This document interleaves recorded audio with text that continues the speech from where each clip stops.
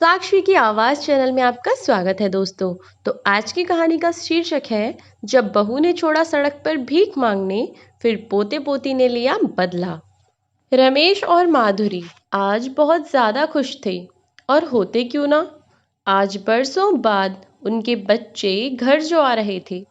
रमेश और माधुरी के दो ही बच्चे थे, देव और सिया।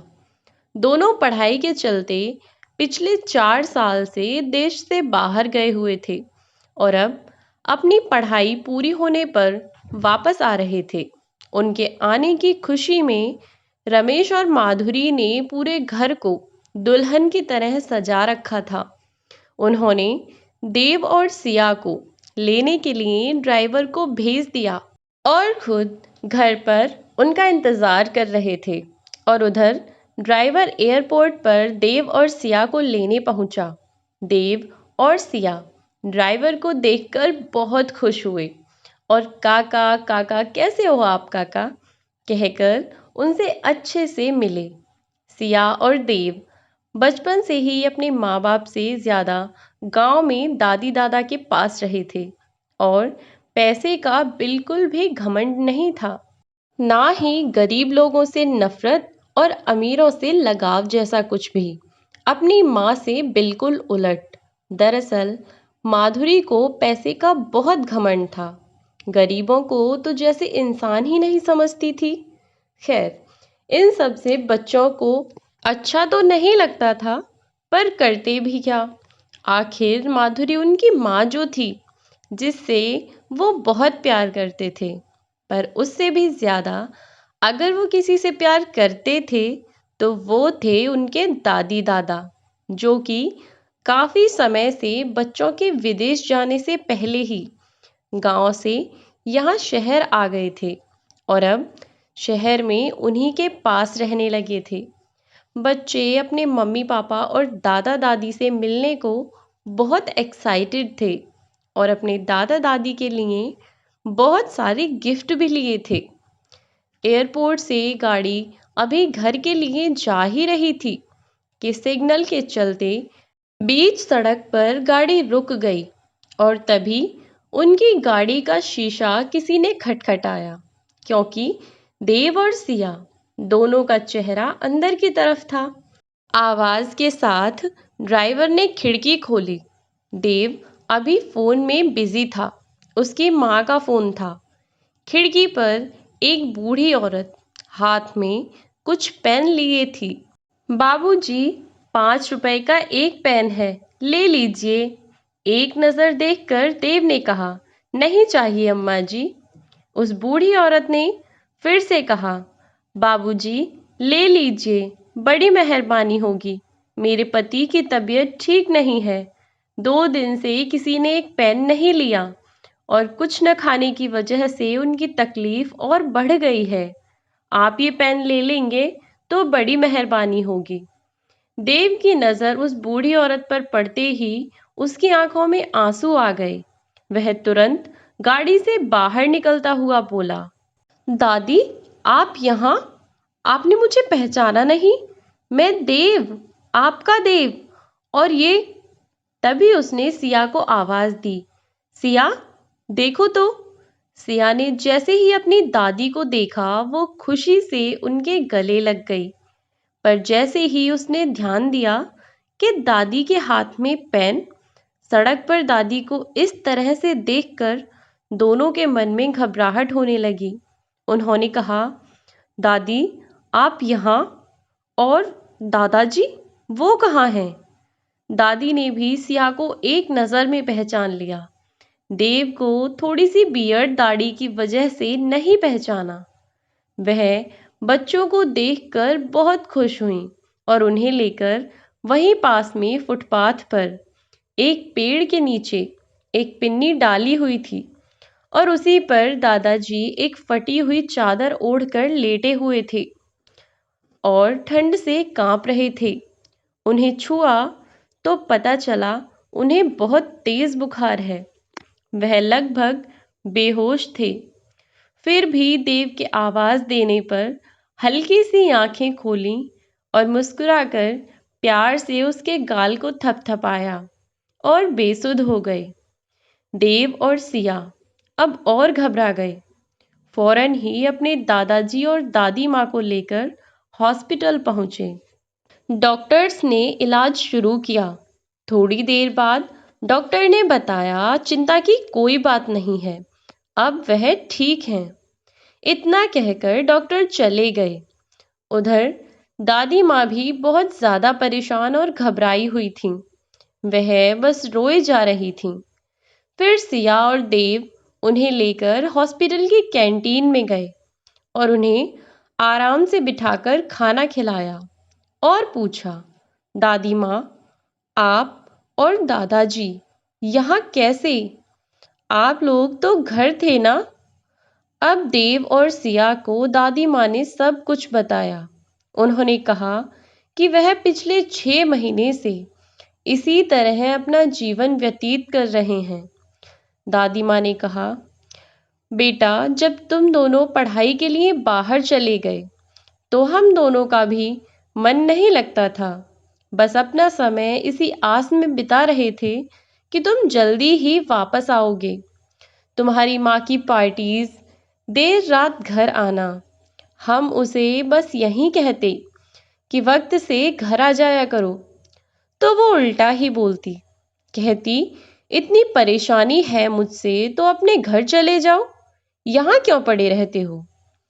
पर हम कहीं नहीं जा सकते थे, क्योंकि तुम्हारे पिता की पढ़ाई के चलते तुम्हारे दादाजी ने सारी जमीन गिरवी रख दी, जिसकी वजह से समय से रकम वापसी न होने के कारण हमारी सारी जमीन और घर सब हमसे छिन चुका था। इसीलिए अब मैंने और तुम्हारे दादाजी ने बहू से कुछ भी कहना बंद कर दिया। लेकिन एक दिन जब तुम्हारे पापा 7 दिन के लिए शहर से बाहर गए हुए थे, तुम्हारे दादाजी की तबीयत खराब थी और तुम्हारी माँ ने अपने दोस्तों को बुलाकर घर में पार्टी की। इतने तेज आवाज में गाने चला रखे थे। घर में कोई नहीं था, तो मैंने सोचा मैं बहू से कहूँ कि वह डॉक्टर को बुला देगी। मैं स्टोर रूम से बाहर आई, तभी दादी से सिया ने चौंकते हुए कहा, स्टोर रूम से क्यों दादी? दादी ने बताया, तुम्हारी माँ ने हमें कुछ समय पहले ही हमारे कमरे से स्टोर रूम में शिफ्ट करा दिया था, यह कहकर कि कमरे में कुछ काम कराना है, तो हम कुछ दिन के लिए स्टोर रूम में रहें। मैंने बाहर आकर कहा, बहू, तुम्हारे ससुर जी की तबीयत बहुत खराब है, डॉक्टर को फोन कर दो ताकि वह आकर इन्हें देख ले। और गाने की आवाज़ बहुत तेज़ है, इससे उन्हें परेशानी हो रही है, आवाज़ थोड़ी धीमे कर लो। तभी तुम्हारी माँ के दोस्त कहने लगे, माधुरी, कौन है ये बुढ़िया जो तुम्हें ऑर्डर दे रही है? और तुम्हारी माँ ने कहा, बेचारी का पति बीमार है तो थोड़ी सी सठिया गई है। ओह अच्छा, उसके दोस्तों ने कहा। मैंने कहा, तुम्हें जो बोलना है बोल दो, लेकिन डॉक्टर को बुला दो। तुम्हारे ससुर जी की तबीयत बहुत खराब है, भगवान न करे अगर उन्हें कुछ हो गया तो। इतने में माधुरी बोली, हो गया तो क्या, कल मरता हो आज मर जाए, मेरी बला से कम एक आफत तो टलेगी। जब तुम्हारी माँ ने इतना कहा तो मुझसे बर्दाश्त नहीं हुआ और मैंने उसे एक जोरदार थप्पड़ मारा और कहा, खबरदार जो मेरे पति के बारे में कुछ भी उल्टा सीधा कहा तो मुझसे बुरा कोई नहीं होगा। इस पर उसका गुस्सा और भी बढ़ गया। उसने तुरंत ही मेरा हाथ पकड़ा और घर से बाहर निकाल दिया और तुम्हारे दादाजी को अपने दोस्तों के साथ घसीटते हुए घर से बाहर लाई। उनकी तबीयत इतनी खराब थी कि वह चल नहीं पा रहे थे। फिर भी ऐसी हालत में उसने उन्हें घर से बाहर फेंक दिया। अब हम दोनों के पास कोई और रास्ता नहीं था। हम 2-3 दिन घर के आसपास रहे ताकि हमारा बेटा आए और वह हमें अपने साथ ले जाए। लेकिन ऐसा नहीं हुआ। वहाँ हम कई बार गए, लेकिन हमें कोई नहीं मिला। वहाँ ताला लगा रहता है। जब से बस ऐसे ही जैसे तैसे पेन बेचकर हम अपना जीवन बिता रहे थे कि आज भगवान ने हमें हमारे बच्चों से मिला दिया। इतना कहकर वह दोनों को गले लगाकर रोने लगीं। अब बच्चों ने उन्हें चुप कराया और कहा, आप रो मत दादी, हमारे होते हुए आप दोनों को कुछ नहीं होगा। अब समझ में आया कि माँ ने वह घर क्यों बदल दिया। पर अब आप चिंता मत करो, जिसने आप दोनों को रुलाया है हम उन्हें सबक सिखाकर रहेंगे। दोनों ने दादी दादाजी को अपने साथ लिया और अब वे सब घर के लिए निकल पड़े। घर पहुंचते ही माधुरी ने आरती की थाल मंगाई और जैसे ही आरती उतारने के लिए दरवाजे पर आई, देव और सिया, जिनके पीछे उनके दादा दादी खड़े थे, सामने से हट गए और अपने सास ससुर को अपने सामने ऐसे देखते ही माधुरी के हाथ से थाली छूट गई और रमेश, वह तो खड़ा का खड़ा रह गया। उसे समझ नहीं आ रहा था कि यह कैसे हो सकता है, क्योंकि मालती ने उससे कहा था कि मैं, पापा जी और मम्मी जी घूमने गए थे झरने के पास ही। पानी का बहाव ज्यादा था और पापा जी का पांव फिसल गया। उन्हें संभालते हुए मम्मी जी भी पानी में बह गईं। मैंने बहुत कोशिश की पर उन्हें बचा नहीं पाई और इसी गलतफहमी के चलते वह अपने माता पिता की आत्मा शांति के पूजा पाठ करा चुका था। रमेश ने चौंकते हुए देव से कहा, देव, ये सब क्या? ये माँ पापा?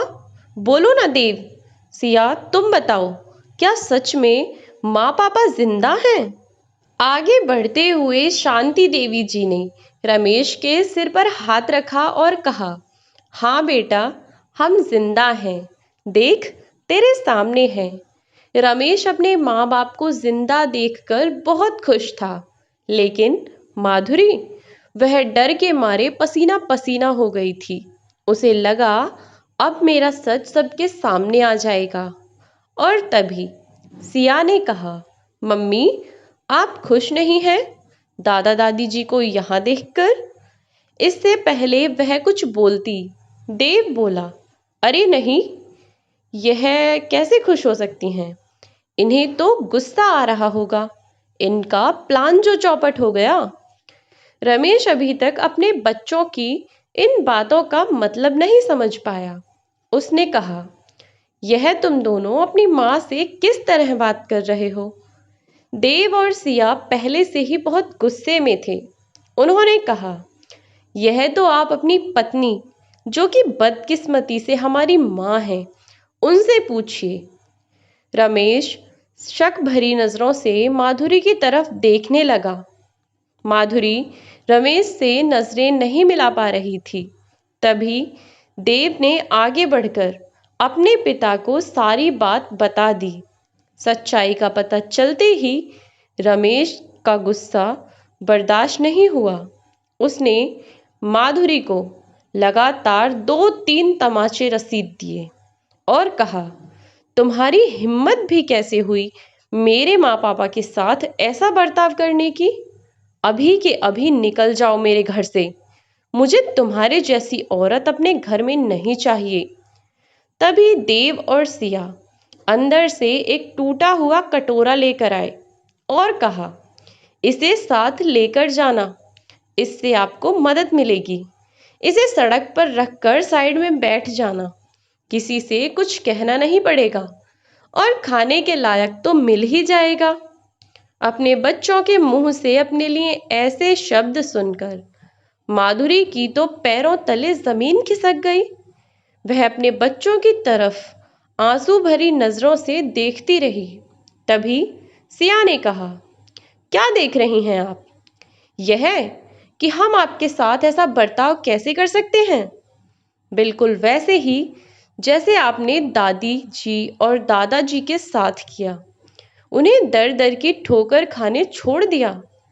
तभी रमेश ने उसका हाथ पकड़ा और धक्के देकर घर से बाहर निकाल दिया और सभी अंदर आकर बैठ गए। उधर माधुरी बैठी बैठी सोच रही थी कि मैंने अपने माता पिता समान सास ससुर के साथ कितना बुरा बर्ताव किया। यह उसी का फल है। वह कटोरा जो देव ने दिया था वह सड़क पर माधुरी के पास ही पड़ा हुआ था।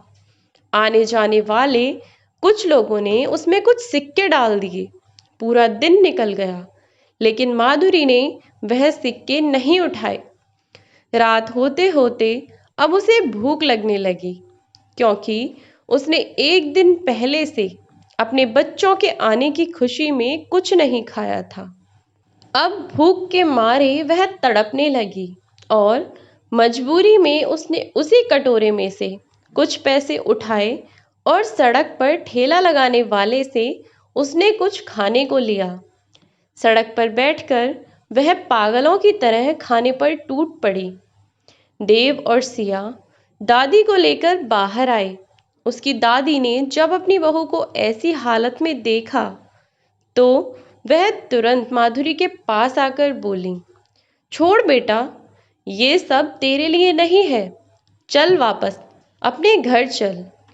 देव और सिया भी उसे इस हाल में देखकर भावुक हो गए। तभी माधुरी ने अपनी सास ससुर के पैर पकड़ लिए और तेज तेज रोने लगी। मुझे माफ कर दीजिए माँ, मैंने आपके और पापा के साथ बहुत गलत किया है। आप लोगों के साथ मैंने जो किया ये उसी का परिणाम है कि मेरे बच्चों ने खुद मुझे ये कटोरा थमा दिया। आज मुझे जब धक्के मारकर घर से भगाया गया, जब मैंने पेट की आग बुझाने को भीख में दिए गए पैसे उठाए, तो मुझे एहसास हुआ उस दर्द का जो मैंने आपको दिए। मुझे माफ़ कर दो माँ जी, मुझे एहसास हो गया है। मैं जैसे बर्ताव आपके साथ करूँगी वैसा ही बर्ताव मेरी औलाद मेरे साथ करेगी। मैं भूल गई थी कि कभी मैं भी बूढ़ी होंगी, तब मेरे बच्चे जवान होंगे और जो आज मुझे आपके साथ करते देखेंगे कल मेरे साथ करेंगे। शांति देवी जी ने अपनी बहू को उठाया और गले से लगा लिया। अब सब घर के अंदर चले गए। माधुरी को उसकी गलती का एहसास हुआ और शांति देवी जी ने उसे माफ कर दिया। तो दोस्तों ये थी हमारी आज की कहानी। कहानी आपको कैसी लगी कमेंट बॉक्स में ज़रूर बताएं। वीडियो अच्छी लगी हो तो वीडियो को लाइक और शेयर करें। चैनल को सब्सक्राइब करना बिल्कुल ना भूलें ताकि नई नई वीडियोस की अपडेट आपको मिलती रहे। मिलते हैं नई वीडियो में नई कहानी के साथ। तब तक के लिए बाय बाय।